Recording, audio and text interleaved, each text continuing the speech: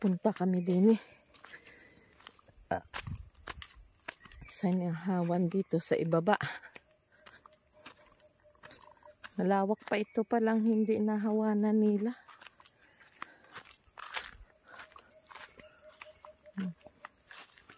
Ito ang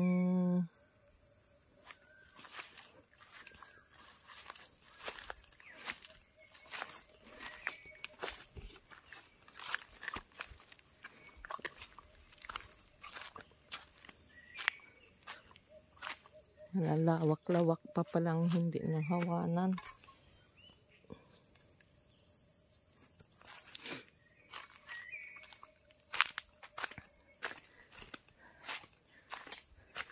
Ito hanggang doon pa.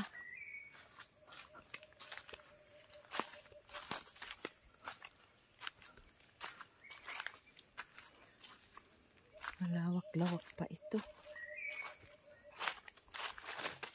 Pa.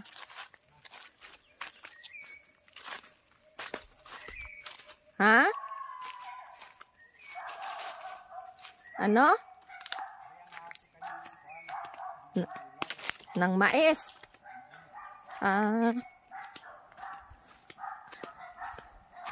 Grabe ang mga aso. Maring tisi. Ayan.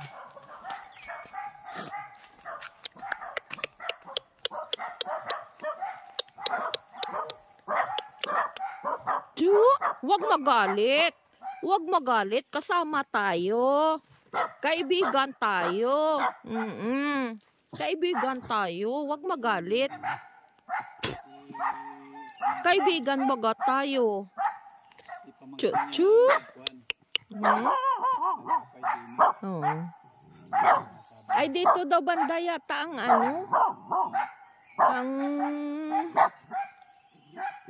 daming langgam.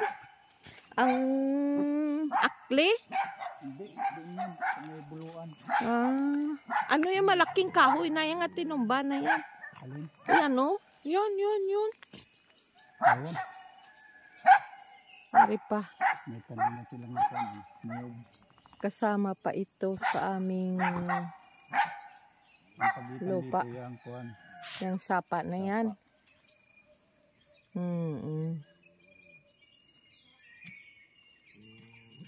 Yan ang sapa. Yun. Malapad pa pala yung hindi nahawanan. Ano? Malapad pa. Yung naiwan na yan niya kahoy. Ano yan? Tiso na yan. Ayun. Maganda ba yan niya kahoy? Siguro. Pero tinira ni pare.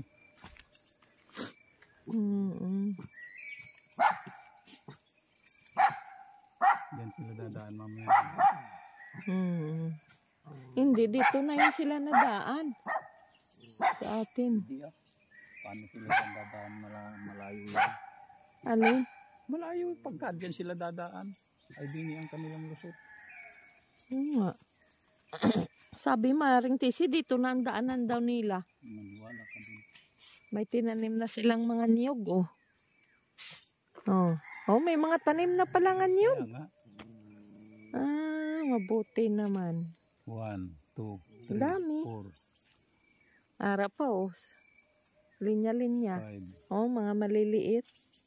6, 7, 8. At ito'y pagkuhan ay magagawin nilang kuhan ay kalamanan. Maganda na. Ayos na. Tatanungin ko si pare mamaya kung saan siya magkukubo. Doon nga daw sa dati. Sa kinubuan ni Kuan. Ayusin lang. Oo. Baguhin lang daw. Gawaan niya lang daw ng matibay. May ibaba. Yung liguan nila.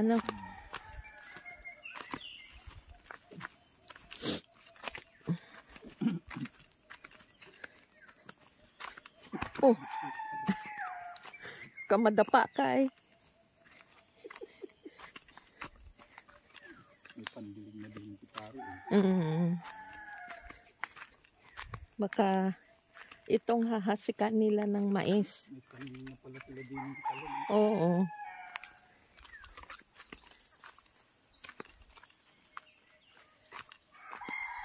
Yan ang paliguan namin.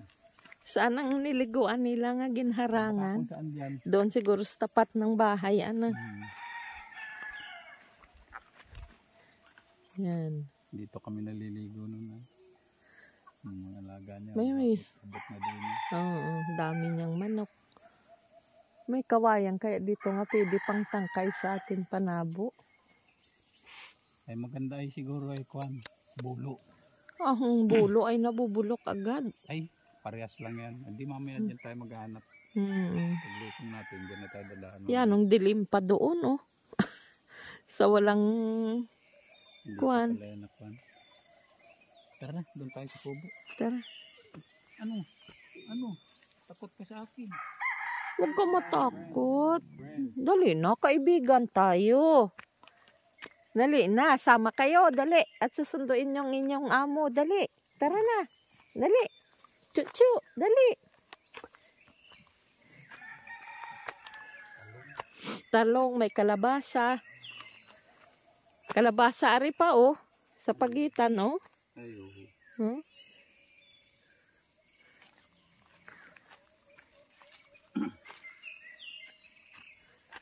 Mga talong, may mga tanim na. Yung kalabasa. Yan. Alamanan nga daw yun. Magkakatikim na kami dito pag nabunga. May makukuha ng libreng gulay. Malawak-lawak pa rin ito ditong taniman nila ng mais. Itong sinasabi ni paring David nga once umulan sa Mayo ay hasikan na nila mais. Ano? Yan.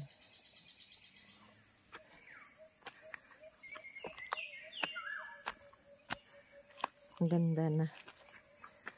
Yung kahoy na yan na itinira ni pare, yan ay marami niyan doon sa may ibabang kugurin, doon sa papasok doon sa school nila ni Raquel? Raquel. Oo. Yan. Ah. Tiso-tiso.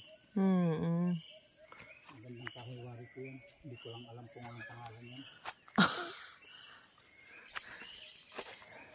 Pag hindi ka marunong sa kahoy, lahat na kahoy nga maganda, makita mo. Ha? Are? Ah. Para. Malawak pa pala ito. Ayan, dap-dap.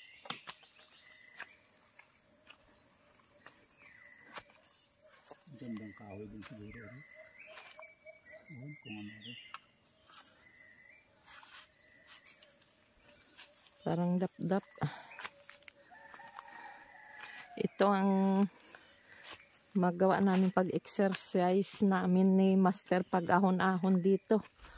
Pag ito nahawa na lahat, malawak din pala. Yung nahawa na yun ay parang kalahati pa lang, ano?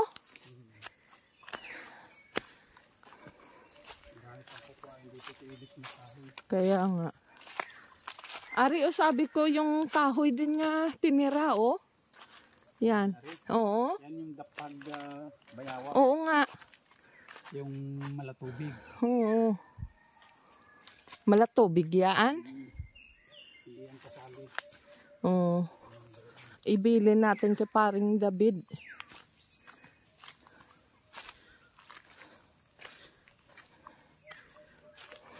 Sabihin ko nga pare, diyan sa mga natirang kahoy ay pag magtumba sila ay sabihan mo nga.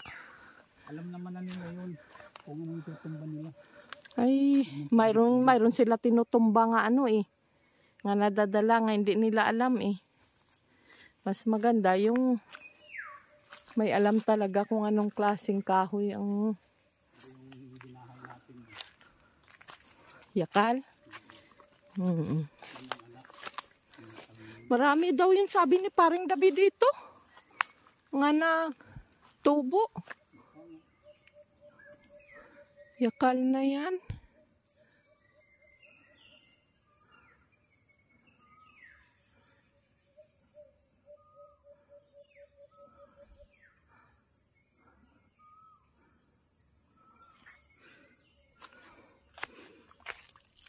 Ito palang mga nahawan na ito. Kalahati pa lang.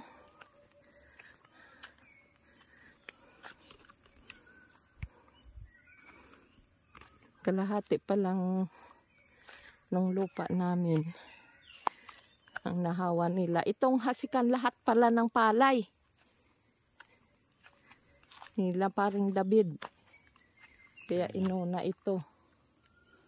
Dalawa yun ay. Oo. Dalawang sako yung tinuro niyo. Dalawang sako nga kamuros ang kanilang binhi din eh. Panghasik. In-spray ito. Ha? In-spray. Yan. Maganda dito. Yan, malawak pa yan dyan kasi may mga pagitan pa dyan nga sanog. Paikot hanggang doon sa taas nga dinaanan namin kanina. Doon. Nandoon ang pagitan. Doon sa taas pagitan na rin yun doon. Yan. Ito na to ang bundok ng Kuloong. Pahigain mo. Yan. Bundok ng Kuloong.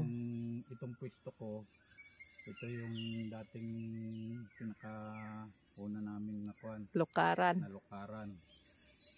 Ito Nung yung buhay mga lukaran noon. Kun-kun. Yung pinupuntahan natin dati, ganito na. Nik-nik, ito na ang sabi mo, huwag ko ibinta. Pinagbawalan kami ng anak namin nga ibenta ito. Kasi pinag-usapan namin nga mag-asawa. Wala naman kami anak nga marunong mag-abyad sa ganitong lupa. Ika magalalamik at ay pinaalam namin nga ibibinta namin. Ay ayaw, nagagalit yung anak namin nga babae at huwag daw ibinta. At sayang daw. Lupa na.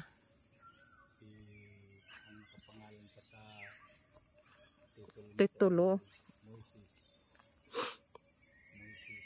Ang nakapangalan nito sa titulo niyang lupa na ito sa lolo pa ni Master. Kasi yun ang nagkumbar nito. Ng halos 4 na ektarya na ito nga lupa. Hindi, kasali pa yung PTNT doon. Kanya pa yan. Hanggang doon pa, sa kabila ng bundok na yan. Malawak pa lang inikumbar nung lolo ni Master. Hanggang sa pinamana sa mga anak. Hanggang sa mga apo. Kaya ayaw din ni Master noon mapabinta ito sa ibang tao. At sayang nga at sobrang memorable ang lupa na ito sa kanya. Yan.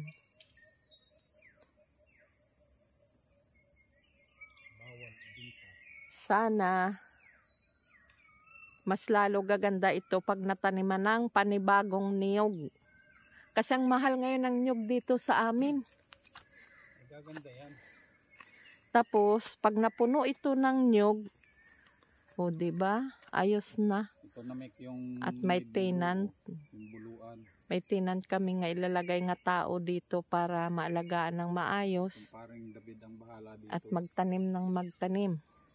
At dito, baguhin nila itong kubo na ito. Dito sila maggawa ng magandang kubo nga matibay na. Ito Para daw pag mag-ahon kami, naabot ninyo, Mikmik, para pag umahon kami, si Edward ang gumawa. Pero ito ipapaganda. mayroon kaming tutuluyan dito. Sabi nung nung inilagay namin dito nga tao. Yan. Ito yung matandang mangga.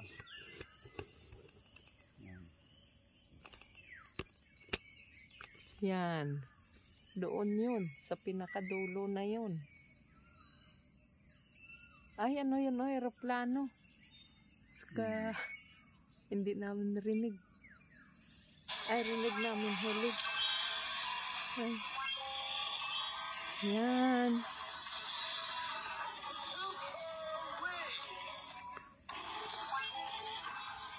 Next pag-ahon namin dito, malago na ang tanim doon nila sa kabila na yun. Sabihin pinuntahan natin kanina, lalago na yun. Yan.